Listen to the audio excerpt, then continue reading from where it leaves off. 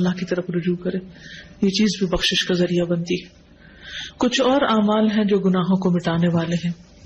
Number 1، اذان سنتے وقت اللہ کا ذکر کرنا۔ سیدنا سعد بن ابی وقاص رضی اللہ عنہ رسول اللہ صلی اللہ علیہ وسلم سے بیان کرتے ہیں کہ آپ نے فرمایا، جو شخص مؤذن کے کلمات سن کر کہے اشہد ان لا الہ الا اللہ وحدہ لا شریک لہ وان محمدا عبدہ ورسولہ رضیت باللہ ربا وبمحمد رسولا وبالاسلام دینا، میں گواہی دیتا ہوں کہ اللہ کے سوا کوئی معبود حقیقی نہیں، وہ اکیلا ہے، اس کا کوئی شریک نہیں، اور یہ کہ محمد صلی اللہ علیہ وسلم اس کے بندے اور رسول ہیں۔ میں راضی ہو گیا اللہ کے رب ہونے پر اور محمد صلی اللہ علیہ وسلم کے رسول تسلیم کرنے پر اور اسلام کو دین اختیار کرنے پر، تو اس کے گناہ بخش دیے جاتے ہیں۔ لیکن افسوس کے ساتھ یہ کہنا پڑتا ہے کہ بہت سے لوگ اذان ہو رہی ہوتی ہے اور وہ باتوں میں ہی لگے رہتے ہیں، یا ٹی وی دیکھتے رہتے ہیں، یا اذان ہونے لگتی تو ٹی وی کا چینل چینج کر دیتے ہیں، یا اذان سے انہیں کوئی دلچسپی نہیں ہوتی، گویا بس ایسے ہی کوئی جیسے شور کر رہا ہے اور وہ اس سے فارغ ہونا چاہتے ہیں۔ تو اذان جو ہے وہ بھی بخشش کا ذریعہ ہے، اگر اس کو سن کے جواب دے کے آخر بھی دعا پڑھی جائے۔ نمبر 2، وضو۔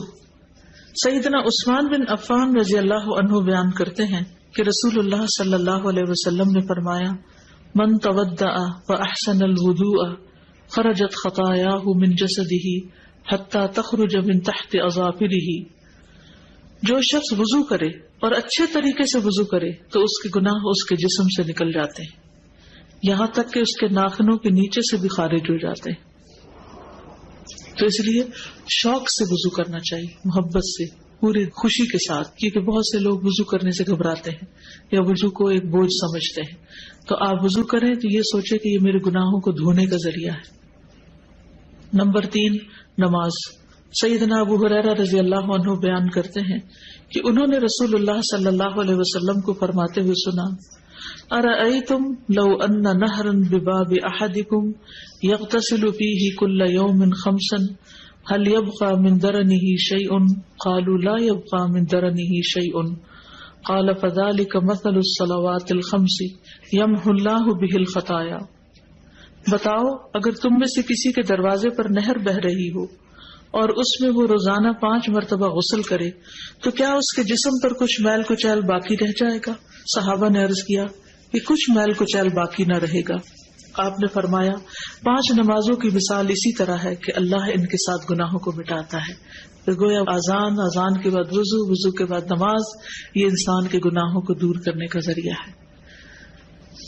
سیدنا ابو ہریرہ رضی اللہ عنہ بیان کرتے ہیں کہ رسول اللہ صلی اللہ علیہ وسلم نے فرمایا، صلاۃ الرجل فی الجماعۃ تضعف علی صلاتہ فی بیتہ وفی سوقہ 25 ضعفا، ذلک انہ اذا تودع فاحسن الوضوء ثم خرج الى المسجد لا يخرجه الا الصلاة لم يخط خطوة الا رفعت له بها درجة وحط عنه بها خطيئة، فاذا صلى لم تزل الملائكة تصلي عليه ما دام في مصلاه، اللهم صل عليه اللهم ارحمه، ولا يزال احدكم في صلاة منتظر الصلاة۔ آدمی کا با جماعت نماز ادا کرنا اس کے گھر اور بازار کی نماز سے 25 گنا زیادہ ہے، یعنی مردوں کے لیے، اور یہ اس لیے کہ جب اس نے اچھی طرح وضو کیا پھر مسجد کی طرف نکلا صرف نماز کے لیے، یعنی اور کوئی کام نہیں تھا، تو وہ کوئی قدم نہیں رکھتا مگر اس کی وجہ سے اس کا ایک درجہ بلند ہوتا ہے اور اس کی وجہ سے اس کی ایک غلطی معاف ہوتی ہے۔ پھر جب وہ نماز پڑھتا ہے تو فرشتے اس کے لیے مغفرت کی دعا کرتے رہتے ہیں، یعنی جتنی دیر وہ نماز میں مصروف ہے فرشتے بخشش مانگ رہے ہیں اس کے لیے، فرشتے اس کے لیے استغفار کر رہے ہیں۔ جب تک وہ اپنی جائے نماز پر رہتا ہے اور وضو نہیں ٹوٹتا، فرشتے کہتے ہیں اے اللہ اس پر رحمت فرما، اے اللہ اس پر مہربانی کر، اور وہ برابر نماز ہی میں رہتا ہے جب تک کہ وہ نماز کا انتظار کرتا ہے۔ یعنی نماز سے پہلے اگر جلدی آ جائے مسجد میں اور بیٹھ کے انتظار کر لے تو وہ بھی نماز کی حالت شمار ہوتی ہے، اور بعد میں بھی جب وہ بیٹھا ہوتا ہے نماز کے فوراً بعد نہیں اٹھ جاتا۔ سیدنا ابو ہریرہ رضی اللہ عنہ بیان کرتے ہیں کہ رسول اللہ صلی اللہ علیہ وسلم فرماتے تھے، الصلوات الخمس والجمعۃ الی الجمعۃ ورمضان الی رمضان مکفرات لما بینہن اذا اجتنب الکبائر۔ 5 نمازیں اور جمعہ سے آئندہ جمعہ تک اور رمضان سے آئندہ رمضان تک ان کے درمیان کے لیے کفارہ ہے، جب تک کہ گناہ کبیرہ کا ارتکاب نہ کیا جائے۔ تو اس سے کیا پتہ چلتا ہے کہ وضو، نماز کے علاوہ جمعہ کا پڑھنا، رمضان، یہ سب کچھ گناہوں سے بخشش کا ذریعہ ہے۔ جب کبائر سے انسان بچتا نہیں، سارے صغیرہ گناہ اس سے معاف ہو جاتے ہیں، اور کبیرہ گناہوں کے لیے خاص طور پر توبہ استغفار۔ یا ایھا الذین آمنوا توبوا الی اللہ، توبہ کر لو اللہ سے۔ اور توبہ بھی صرف جھوٹوں والی توبہ نہیں کہ زبان سے توبہ توبہ کرو اور عمل میں کوئی تبدیلی نہ آئے، نہیں، توبۃ نصوحا، خالص توبہ، سچی توبہ جس میں حقیقی طور پر عمل بدل آئے۔ نصوحا کا لفظ نصحن سے ہے، خالص، سچی، یعنی ایسی سچی توبہ جس کے بعد گناہ کا کوئی ارادہ نہ ہو، پکا وعدہ کر لے انسان میں آئندہ نہیں یہ کروں گا۔ ایسی توبہ کی کچھ شرائط۔ نمبر 1، جس گناہ سے توبہ کر رہا ہے اسے چھوڑ دے۔ نمبر 2، اس پر ندامت کا اظہار کرے، شرمندہ ہو۔ نمبر 3، آئندہ نہ کرنے کا وعدہ کرے۔ نمبر 4، اگر حقوق العباد میں حق تلفی کی ہے تو وہ حق لوٹائے، کسی کے ساتھ زیادتی کی ہے تو معافی مانگ لے۔ گویا محض زبان سے توبہ توبہ کہنا کوئی معنی نہیں رکھتا جب تک انسان توبہ کی شرائط پوری نہ کرے۔ اور فورموسٹ چیز کیا ہے؟ شرمندگی، ندامت۔ آپ صلی اللہ علیہ وسلم نے فرمایا الندم توبہ، شرمندگی ہی توبہ ہے۔ یعنی جو شرمندہ ہو جائے اپنے ماضی کے کسی فعل پر، گویا اس نے توبہ کر لی۔ ایک اور جگہ پر آتا ہے کہ ایک صحابی نے کہا کہ سچی توبہ یہ ہے کہ آدمی رجوع کرے اور پھر اس فعل کو نہ دہرائے۔ تو نتیجہ کیا ہوگا؟ عسیٰ ربکم ان یکفر عنکم سیئاتکم، بعید نہیں، امید ہے کہ اللہ تمہاری برائیاں تم سے دور کر دے گا۔ عسیٰ یعنی جب تم توبہ کرو گے تو پھر تمہیں امید دلائی جاتی ہے کہ وہ توبہ قبول کر لے گا۔ بخشش مانگنا، استغفار پڑھنا، اللہ سے توبہ کرنا دنیا کی نعمتوں کو حاصل کرنے کا ذریعہ بھی ہے اور آخرت کی بھلائی کا ذریعہ بھی ہے۔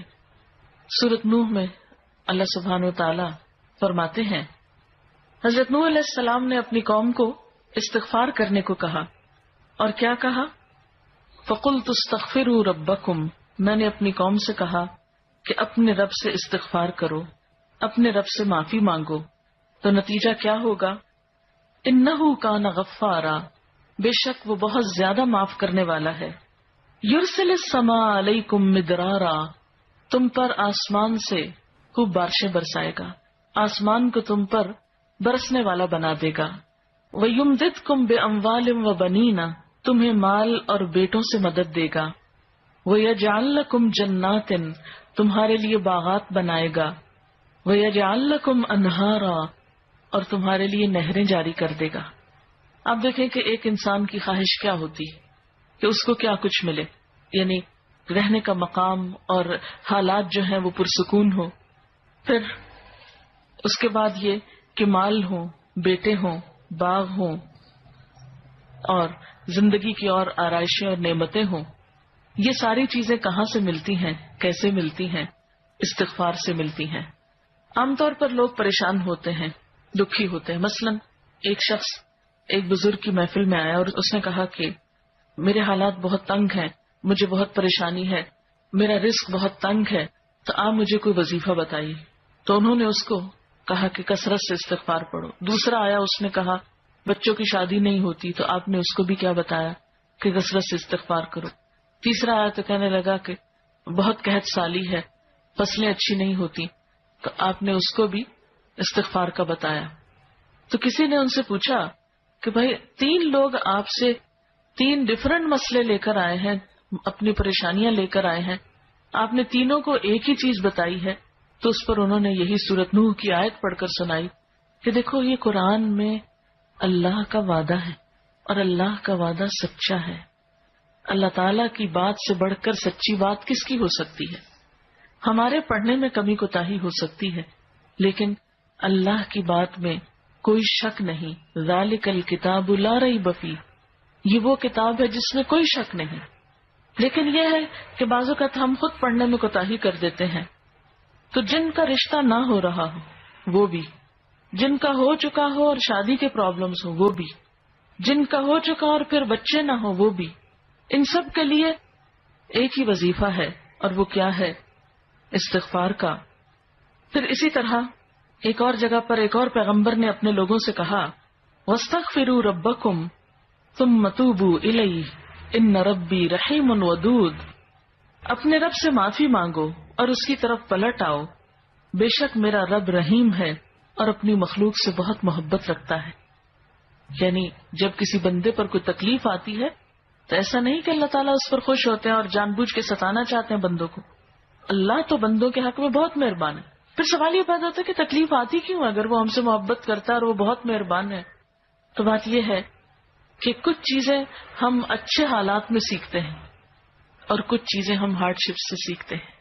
کچھ نعمتوں کی قدر ہم اچھے طریقے سے ویسے ہی کر لیتے ہیں، اور کچھ چیزوں کی قدر ہمیں اس وقت آتی ہے جب کوئی مشکل پیش آتی ہے۔